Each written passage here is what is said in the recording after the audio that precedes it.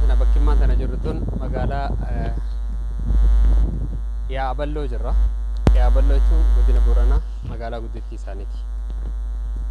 Duba itti aanaa bulchaa godina kanaati wajjin jirra. Hawaasni keenya kan hongeen adda addaa horii isaaniitii fi beeylada isaaniitiis ta'e isaanirrallee miidhaa geessiste maalirra jira waan jedhu nutis faana dha'uudhaaf hawaasa keenya san calma jennee akkanumatti citeenyee jechuu caalaa dheennee ijaan agarree jireenya isaanii maal fakkaata akkamitti akka jiran arguu qabna jennee as dhufne. Asumaanuu bulchaa godinaatis ta'e itti aanaa bulchaa godinaatis isaanis dubbisnee waajjira isaaniitis deemnee ture. Kun warraan tana obboleessa keenya Abdusalaam Hawaariyoo itti aanaa bulchaa godinaati rakkoo hawaasni kun keessa jirus warra iyyatee bakka adda addaatti hawaasni keenya Oromiyaa keessa jirtan kan biyya tana keessa jirtan akka Itoophiyaatti ta'ee biyya tanaatti nuti jirmadha. Biyya keessa jirtanis haalaa ka jirtanis jedhanii iyyannaan isaanii nu geessite kadhu. Mee haala hawaasni keenya irra jiruu fi rakkoon fuuldurri maal fakkaata hawaasa kana hireen isaanii ta fuuldura maal fakkaata waan jedhus gabaabsanii rakkoo dhugaa ta jirtu san itti aanaa bulchaa godinaa obboleessa keenya Abdusalaam Hawaariyoo irraa haadha geenya. Ayyoo ulfaadha galatooma jedha. Akkuma beekamu hawaasi horsiisee bulaa Booranaa sababa jijjiirama qilleensa irraa ka'e rakkoo keessa galee jirra. Rakkoo kanas furuu fi hawaasni Oromoo biyya keessa fi biyya alaa jiran gargaarsa kallattii gargaraatiin nu taasisaa jiranii. Kanas maqaa hawaasa horsiisee bulaa godina Booranaatiin baay'ee galateeffanna. Dabalataan immoo harroboleeyyan keenya naannoo Harargee irraa deeggarsa lammiin keenya Torontoo jiraatan nu taasisan qindeessanii qabii keessas jiru waliin qindeessanii jidduu keenyatti argamanii jiranii. Isaanis maqaa hawaasa horsiisee bulaatii fi maqaa bulchiinsa godina Booranaatiin horaa bulaa Rabbi sana gargaaruu akka nu gargaaruuf dhuftan jazaa keessa Rabbi isin haa deebisuu jedhaani. Akkuma beekamu yeroon amma nu keessa jiru yeroo jajjabaadha. Hawaasi horsiisee bulaa Booranaa yeroon nu rooba argannu yeroo waqtii lamaati.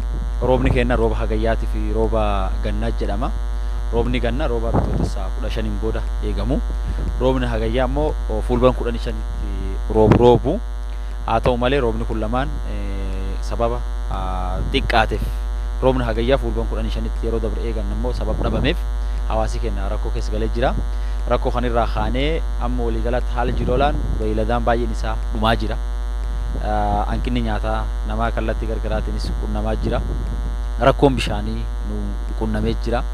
Kan hiikuuf immoo mootummaan naannoo Oromiyaas deeggarsa boottii bishaanii gara boottii 15 magaalaa Finfinnee irraa boottiin 14 akkasumas biiroo bishaan Oromiyaa irraa waliigalatti dhaabbilee gargaarsaa adda addaa irraa waliigala boottiin 39 hawaasa keenya tajaajila kennaa jiranii rakkoo bishaanii hiikuuf jechuudha.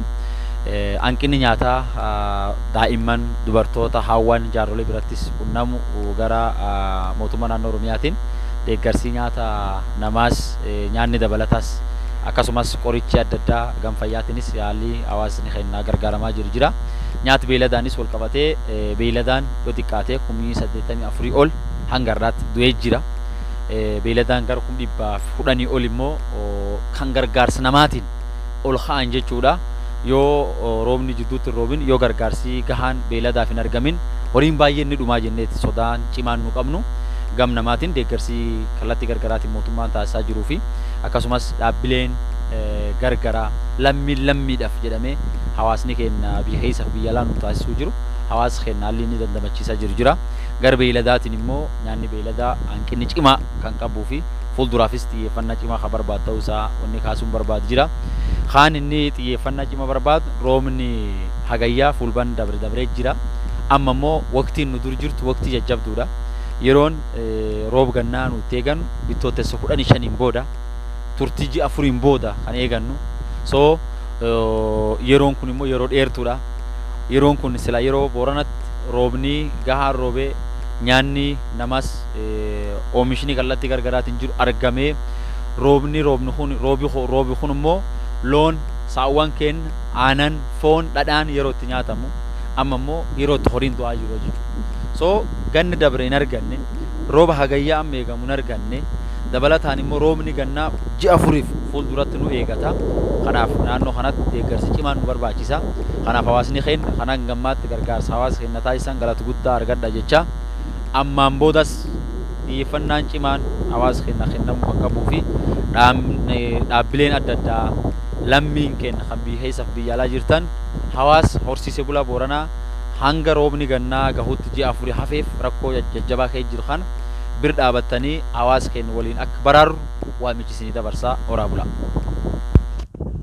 Bulchaa itti aanaa bulchaa godina Booranaa kan ta'e obboleessa keenyaaf salaam baay'ee ulfaadhu ibsanuu kan ta'eef galatoomii jennaan. Dhugatti Booranaa takkaa gargaarsa nu gaafattee hin beektu.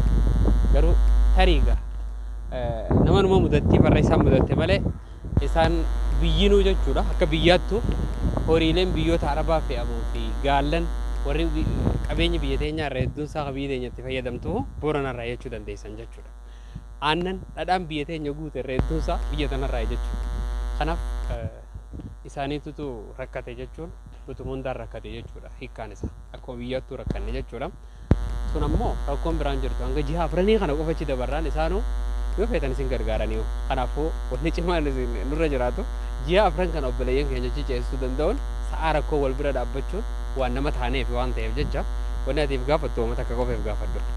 Laata obboleessa keetiin rakkate hoggaa jaan maaliin godhe jeef gaafadhu. Yoo wanni goote jiraate fi gammadi.